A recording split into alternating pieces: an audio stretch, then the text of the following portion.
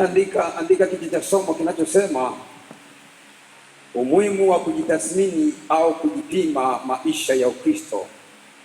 Andika umuhimu wa kujitathmini au kujipima maisha ya Ukristo. Umuhimu wa kujitathmini au kujipima maisha ya Ukristo. Amina.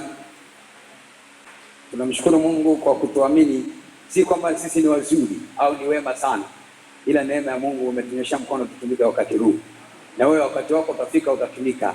Amina. Amen.